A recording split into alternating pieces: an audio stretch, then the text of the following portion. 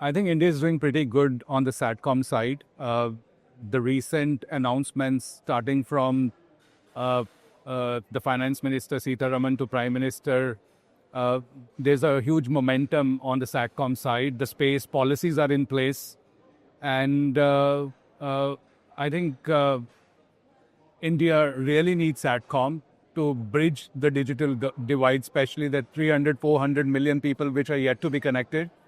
The good thing is Department of Telecom is also very, very much focused on Satcom.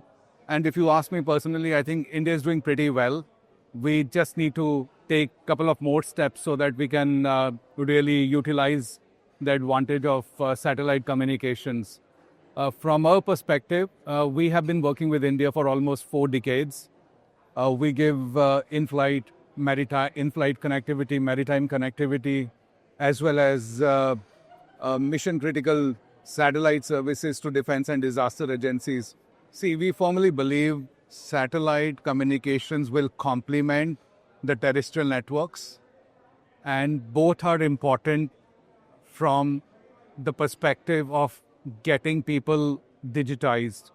So I don't see a reason that satellite communications are going to be any kind of a threat to a terrestrial networks. This is a good question. We've been working with the Indian government for almost 4 decades. We have currently partnered with BSNL to give mission critical services to defense agencies as well as disaster agencies. We are looking at new options other than in-flight maritime connectivity, which are very critical for us, and our focus remains on those. We're also looking at launching direct-to-device services in India. We demonstrated last year, and currently we are working with DOT, BSNL, and your satellite terminal OEMs.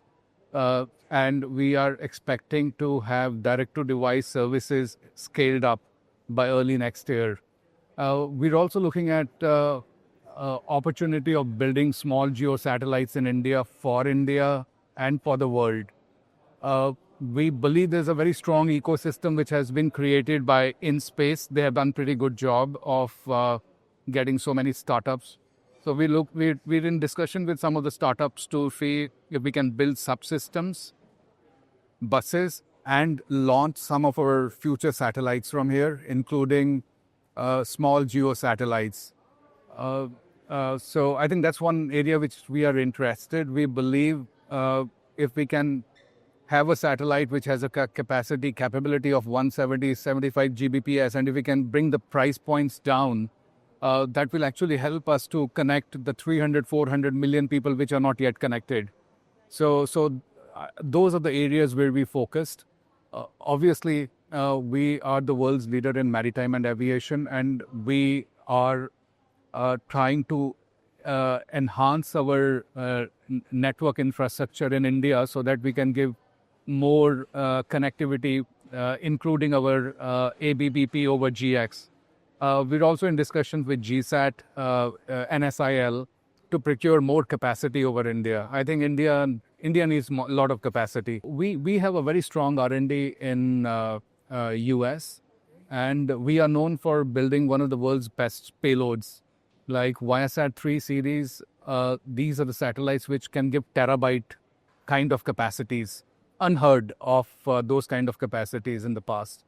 So what we are trying to do is we are trying to miniaturize those Viasat 3 and trying to get some of those payloads from US and rest of the subsystems, including buses and launch. Those activities we want to do in India, because India, we can reduce the cost if we can actually do launches from India, as well as building some of the subsystems which are required, including buses. Now, we already have an engineering center in Chennai where we have around 300 people. We are also expanding it in Hyderabad. We have a good amount of engineers in India. But when it comes to small GEO satellite, we will collaborate with some of the startups in India. We have also signed a MOU with NSIL. So we're keeping all the options open. The things are changing in a different direction, if you ask me personally.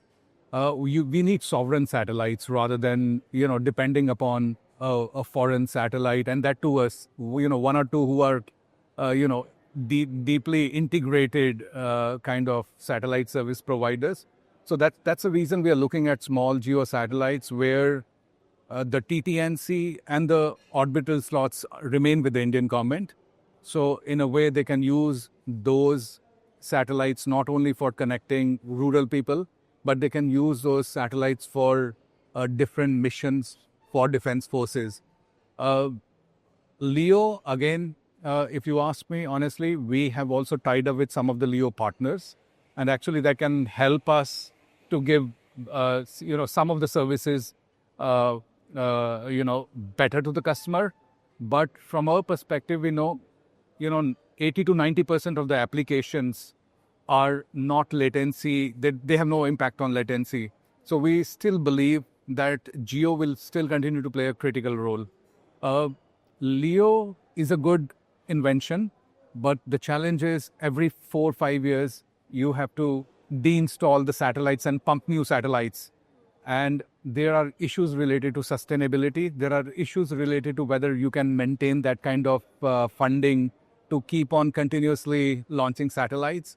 On the GEO satellite side, the advantages are the life of the satellites are 15 to 20 years, and 80 to 90%, as I said, most of the applications, they really don't need, they have no latency impact.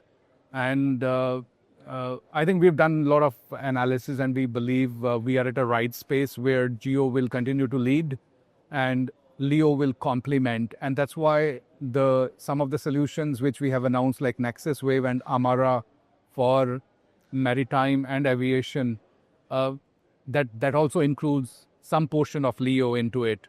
But we believe the majority of consumption will still continue to happen on GEO satellites. See, I think it's going to be a combination of it. It's more on the price points, and that's one of the reasons we are looking at a small GEO satellite where we can reduce the price. See, today if you have to buy capacity from any satellite provider, it's 3 digits per megahertz per month. But if you can actually have a satellite, a small GEO satellite, where you can kind of reduce the cost and make it to a 2-digit level, then you will be able to enter that market. That market is very price sensitive. So yeah, the advantage of Viasat is we build our own satellites, we build our own terminals, and those terminals are not that expensive actually. Yeah, those are not expensive at all.